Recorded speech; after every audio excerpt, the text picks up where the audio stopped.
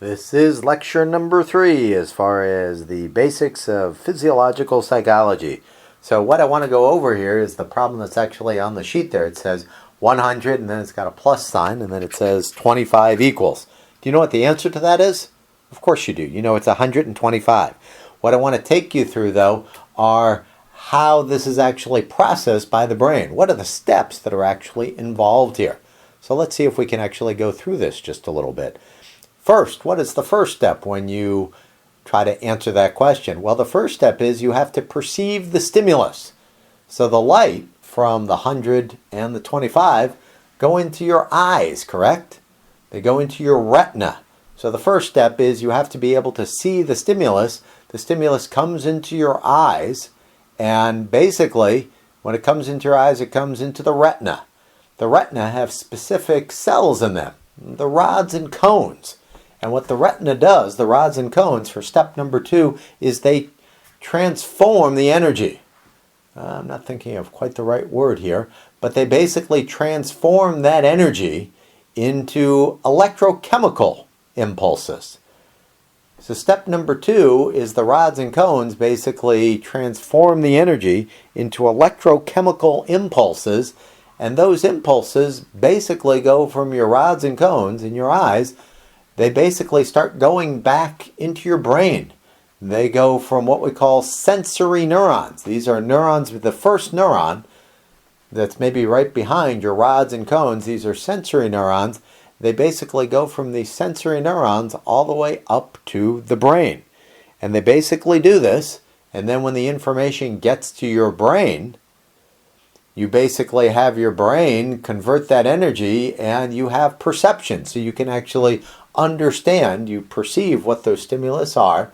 Your brain actually does that for you. After you perceive what the stimuli are, then you might have some cognitive process happen.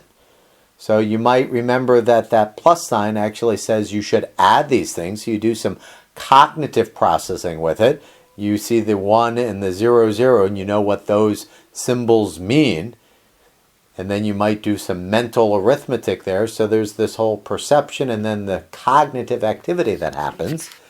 Once this happens, somewhere in your brain that answer is there. And when the answer is there, 125, the next step is that a signal has to be sent out. So from your brain, there's electricity coming back out through your neurons. The last neuron that it reaches is called the motor neuron. And from the motor neuron, there's a command to tell your voice, your mouth, to actually say 100 plus 25. So we've got input, we've got going up to the brain, we've got perception, we've got cognitive process, and then it all comes back out. The part of the class that we'll be concerned with here is kind of that middle stuff between the sensory neuron, which actually I think is illustrated on page 41.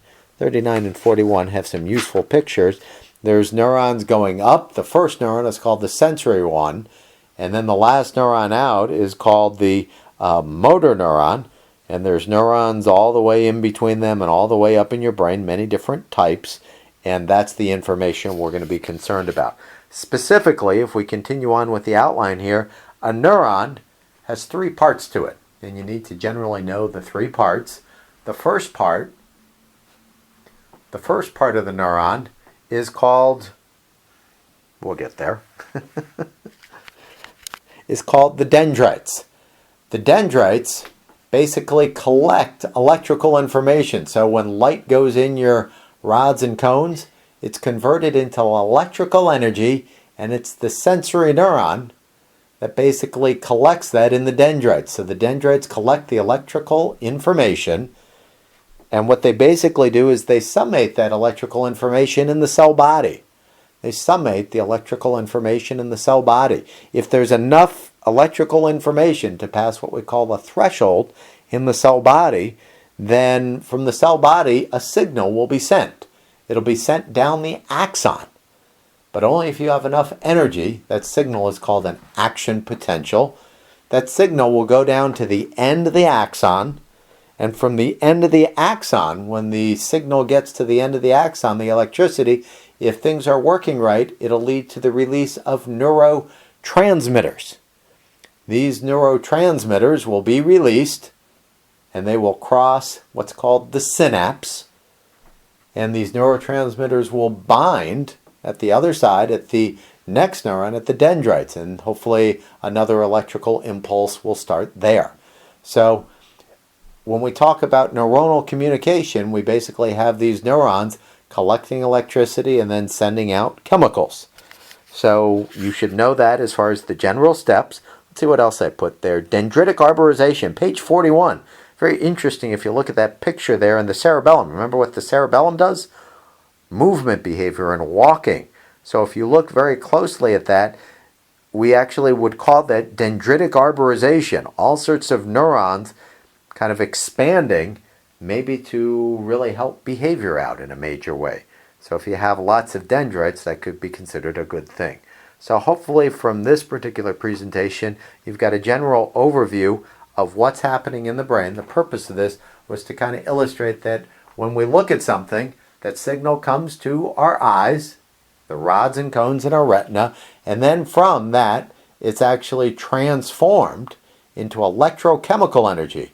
So the first neuron, the sensory neuron, which is right behind the rods and cones, will basically collect electricity from this. If there's enough electricity, then that neuron will have an action potential. The dendrites collect it, it's summated at the cell body, and a signal is sent down the axon. That'll happen all the way up to the brain, starting with the sensory neuron. All the other neurons are called interneurons. Goes up to the brain. When it gets up to the brain, we suddenly have perception at a mental level. We perceive what that stimulus is. We use cognitive processes to figure everything out. And then once we have the answer up there mentally, then it changes back into physiological signals, coming back out towards the motor neuron. The same action potentials happening again until the motor neuron causes one's mouth to say 100 plus 25. So it's all linked up, and hopefully in the class you'll learn more about these processes. The book covers this some more, but I think that's all I want to say at this point. Thank you.